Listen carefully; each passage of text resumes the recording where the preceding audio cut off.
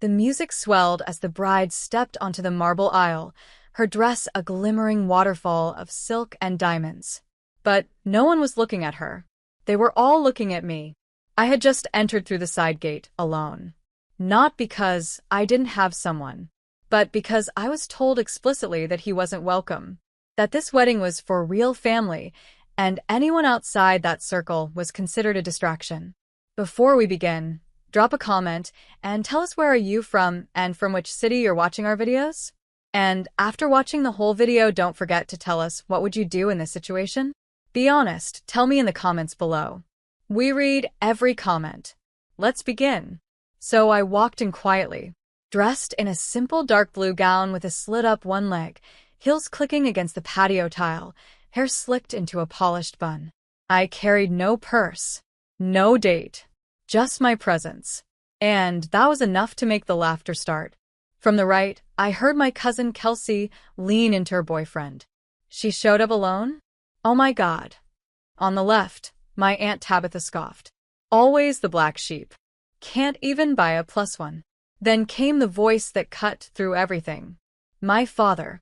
Look who finally decided to show up, he bellowed, drink sloshing from his glass as he stomped down the steps toward me. Couldn't even bribe a Tinder date, huh? Still the same pathetic little girl. You couldn't even find a dare. The guests erupted in laughter. My ears burned. Dad, I came for Megan. That's it. My voice was calm, measured, but my hands clenched at my sides. Oh, Megan doesn't need you. She has us. Family. Not whatever embarrassment you've turned into, he sneered, grabbing my arm. Let's get you a proper entrance, huh? Before I could react, he shoved me hard. My heels slipped. I stumbled backwards and then, splash. I went under. The wedding guests gasped, then cheered. Someone even clapped. I came up sputtering, soaked from head to toe, my gown clinging to every inch of my body. The water from the fountain shimmered over my skin, mascara dripping down my cheeks. But I didn't cry. I didn't scream. I smiled. Right at my father. Right at my sister. And I said just loud enough for everyone to hear, remember this moment. I climbed out of the fountain barefoot, my wet dress dragging against the stone. I didn't ask for a towel. I didn't care that people were whispering.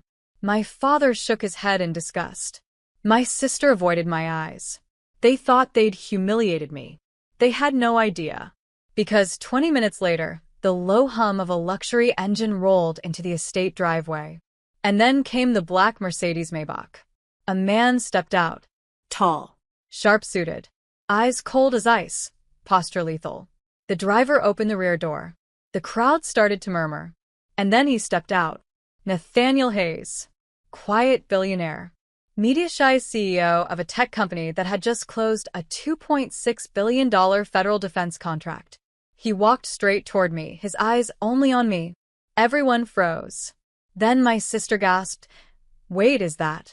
Before the whispers could spread, Nathaniel reached me, took my dripping hand in his, leaned in, and said under his breath, "You good, baby?"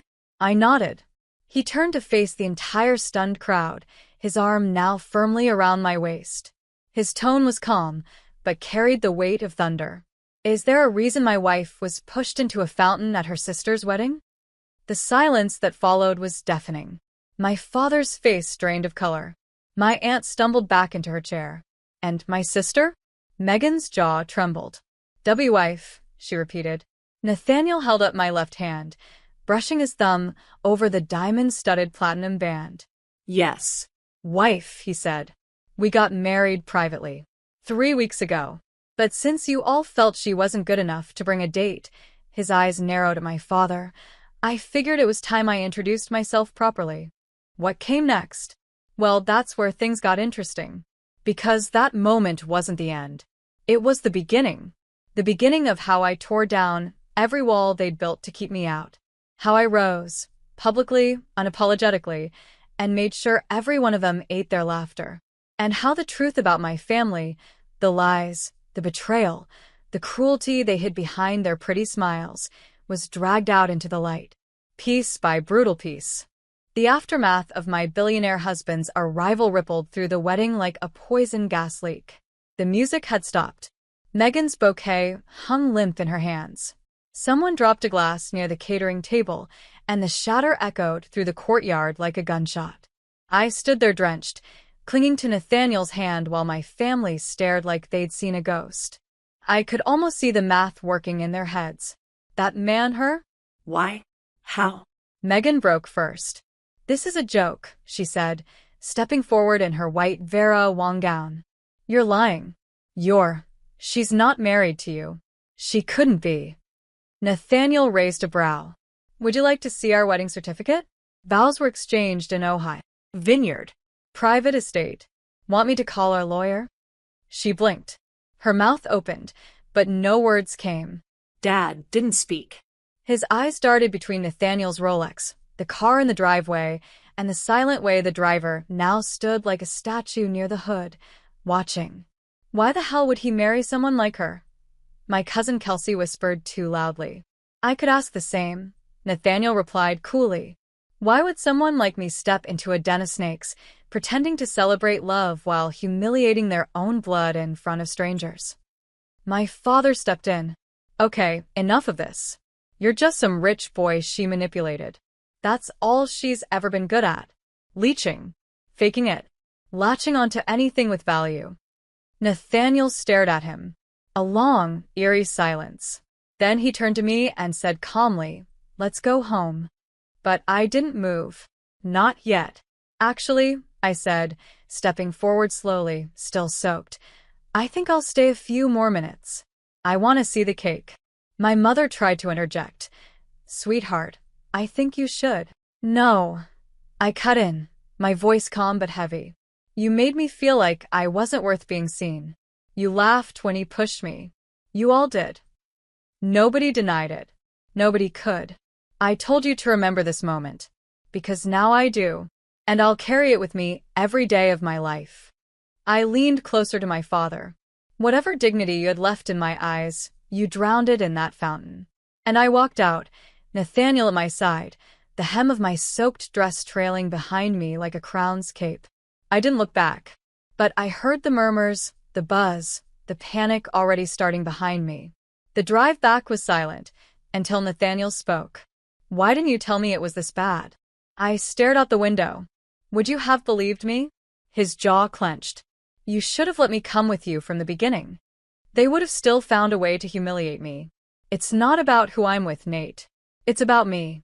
It always has been. I was never the favorite. I was the threat they couldn't control. Nathaniel reached over and took my hand. That ends now. If you're willing. I think it's time we put your last name on everything we've built. I froze. What do you mean? I mean, he said, I want you on the board of Hayes Strategic Holdings. Publicly. Legally. As my wife. And more than that, I want you to show them who you are. Not just quietly. Not modestly. But fully. I swallowed hard. They'll come after me harder. He smiled faintly. Good. Let them. Over the next few weeks, my name hit every major news outlet. The secret bride of Nathaniel Hayes. Who is Olivia Carter? Wedding fountains and billionaires. A viral family drama unfolds. Sister of local bride now controlling shares of tech giant. How? The wedding video leaked. The shove. The splash. My calm smile. Nathaniel's arrival. It all went viral. Suddenly, the same people who called me a disgrace were now sending flowers, DMs, fake apologies. Even Megan posted a staged photo of us together from 5 years ago with the caption, "Sisters above all." I didn't respond. Not when the bakery who refused to cater my birthday last year emailed to offer me a custom apology cake. Not when my cousin Kelsey messaged, "OMG, you looked so good at Meg's wedding, LOL, crazy day, huh? Drink soon?" And definitely not when my father tried calling with, "Let's talk like adults." I let the silence punish them. But the silence didn't last forever. Because one day, I received a private envelope with no return address. Inside was a flash drive. I plugged it in.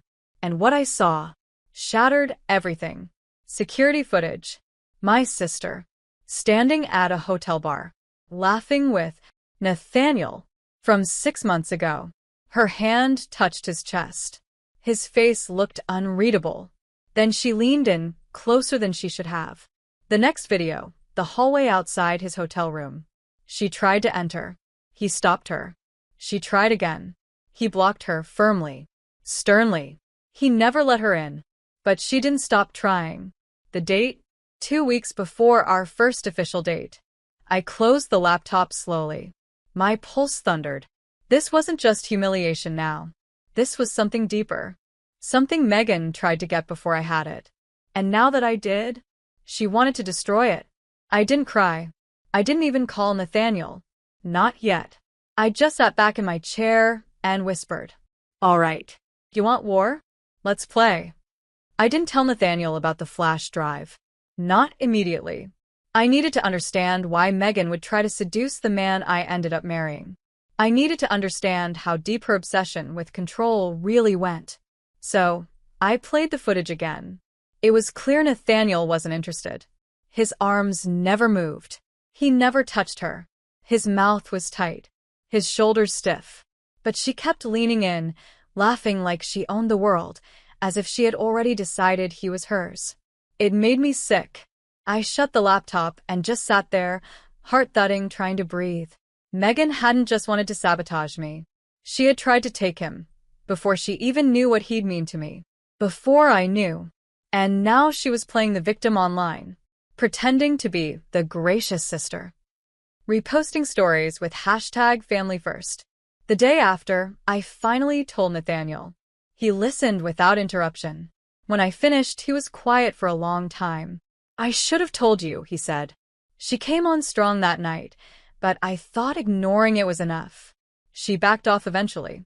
Or so I thought." "You never kissed her?" "Never touched her," he said firmly. Not for a second. I believed him. But something still sat heavy in my chest. Not about him, about her. "She's not going to stop," I whispered. "This isn't about jealousy.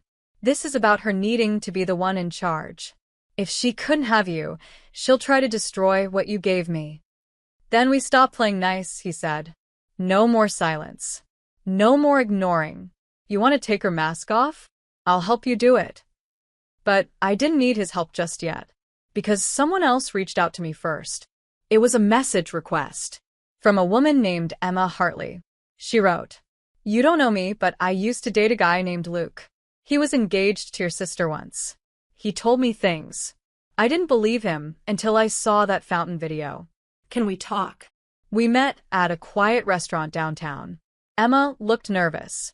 She kept glancing at the door like someone might follow her. "She's worse than you think," Emma said, voice low. "Luke used to tell me Megan was obsessed with being the center of attention. He said she sabotaged friends' relationships. Got someone fired once for getting a promotion before her. And when she got engaged to him, she cheated 3 weeks later. With his best friend." I didn't blink. I just sipped my tea.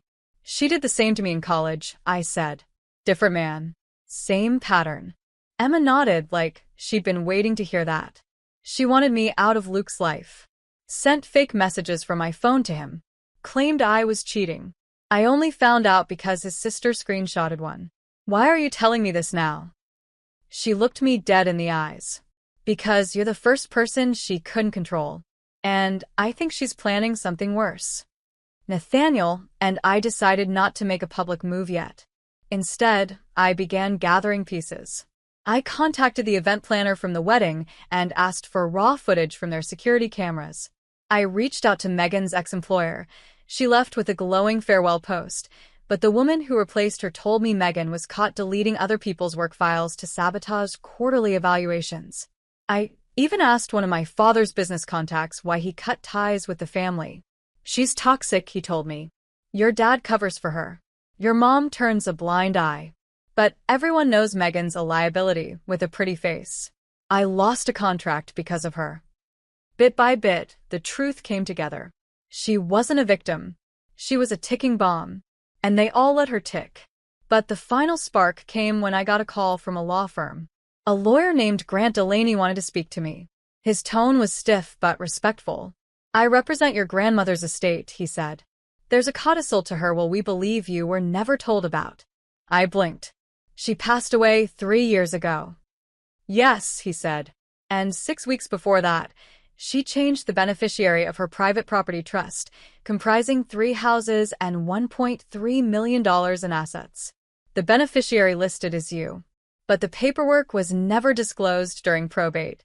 Why not? He hesitated. Because someone used a forged signature to try and redirect the assets. We believe it was your father, possibly with your sister's help. The silence between us stretched. Miss Carter, he said gently, would you like to reclaim what's legally yours? I stared at the marble counter in front of me, the tea in my hand now cold. Yes, I said, but I don't want it quiet. The lawyer sent me the documents. Not copies. Originals.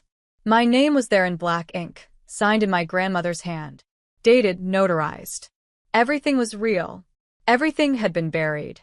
I called Nathaniel. It's time. 2 days later, headlines began to spread. Inheritance fraud?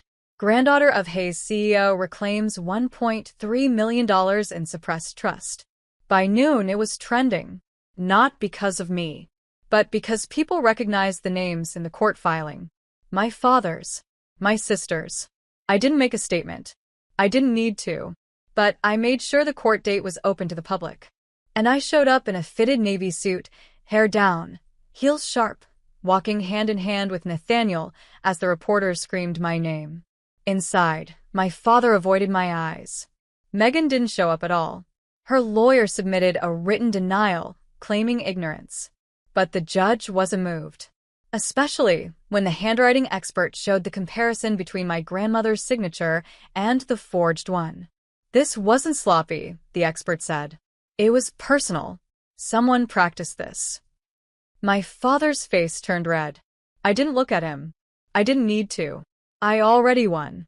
Back home, Nathaniel poured champagne, but I didn't feel like celebrating. I thought I'd feel better, I whispered. I got what she tried to hide. I got everything they said I'd never have. But, he asked, but I still hear that fountain water. Still feel it on my skin. Nathaniel stepped closer. Then let them remember it too. He handed me an envelope. Inside was an invite. To our public vow renewal. A charity gala. Black tie. Press invited. 150 guests. And every name on the guest list? Every single person who had clapped when I was pushed into that fountain. The night of the event, Megan showed up in a red gown with a smug little smirk, thinking it was her scene again. Until the slideshow began. Projected on the wall were photos of my grandmother's house, smiling moments of me with her as a child, and finally, the document. Her real will. Signed. Sealed. Shown to the entire room. I stood and took the mic. My name is Olivia Carter Hayes. You all remember me as the girl alone at her sister's wedding. But I was never alone. I was just underestimated. Silence. And now, I'm exactly where I belong. I raise my glass to the ones who laughed. I hope you're watching closely.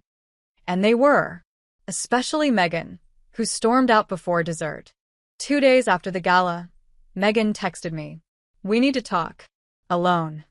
I stared at the screen for a long time before replying. Come by tomorrow. 4 p.m. No games. She arrived exactly at 4. No makeup. No dramatic entrance.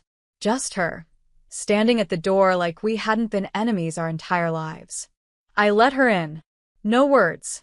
No hug. We sat in silence for a few seconds. Then she said it.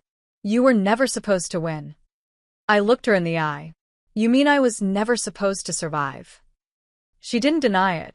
You were always the one Mom and Dad laughed at. The quiet one. You didn't chase grades or applause. You didn't fight back. You just disappeared into your books and let the world forget you. You pushed me out, I said. And when I stopped needing your approval, that's when you panicked. Megan leaned back. Nathaniel was supposed to be a one-night thing. I didn't even know he had money. I just thought he was hot. I stayed quiet. You know what scared me the most? She asked, voice low. It wasn't that you married a billionaire. It was that he chose you. The one we all joked about. I waited for the apology. It never came. So I stood. You came here thinking I'd forgive you? No, she said. I came here because I'm tired of pretending. The money, the wedding, the show. It's over now. You won. I didn't win, I said. I became. There's a difference. She stared at me, and for the first time, her face cracked. Just slightly. Not sadness. Not regret. Something close to realization. You always wanted the world to revolve around you, Megan, I said softly. But I built my own. She stood. Didn't say goodbye. Just walked out. I didn't follow. I didn't need to. Weeks passed. The court officially restored the inheritance. My father was fined and publicly reprimanded. His company stock dropped. Quietly, a few partners pulled out. Megan? She stayed offline, probably hiding from the storm she'd built. But me? I kept rising. Not for revenge anymore. For me. On our anniversary, Nathaniel and I returned to the estate where the wedding happened. The fountain was still there. This time I didn't fall in. I stepped up, looked into the water, and saw my reflection. Different. Steady. Whole. Nathaniel came up beside me.